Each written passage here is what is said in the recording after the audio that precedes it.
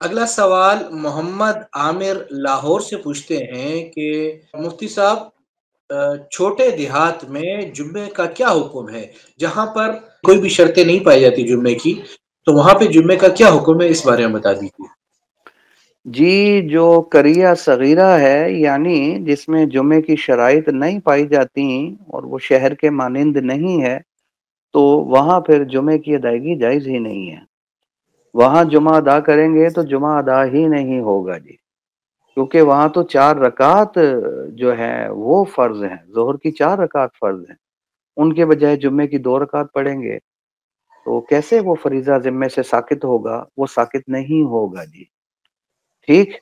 अलबत्ता अगर फ़ितने का अंदेशा हो, जमा ख़त्म करने की सूरत में कोई लड़ाई, झगड़े, फ़ितने का अंदेशा हो, तो फिर कोशिश करके आहिस्ता-आहिस्ता प्यार से समझाते रहें और उनको इसी तरह उलमा को कुछ ले जाएँ उधर और जो उलमा भी मुनासिब अंदाज़ में उनको समझाते रहें, ठीक? और साथ-साथ आप अपनी नमाज़ घर के अंदर भी अदा करते रहें, ज़ोहर की नमाज़, ठीक? क्योंकि जुम्मा तो अदा हो नहीं रहा।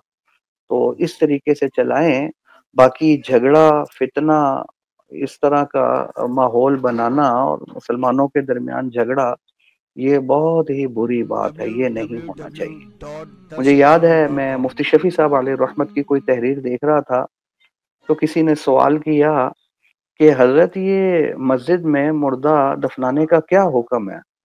मैंने फरमाया तो बिल्कुल नाजायज़ है, मस्जिद में तो मुर्दा दफ़न नहीं कर सकते।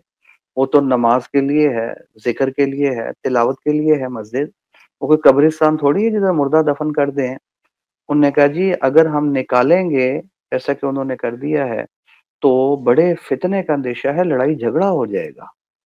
तो उन्होंने फरमाया कि मुसलमानों के दरमियान झगड़ा करना मस्जिद में मुर्दा दफनाने से भी ज़्यादा बुरा है। झगड़ा नहीं होना चाहिए।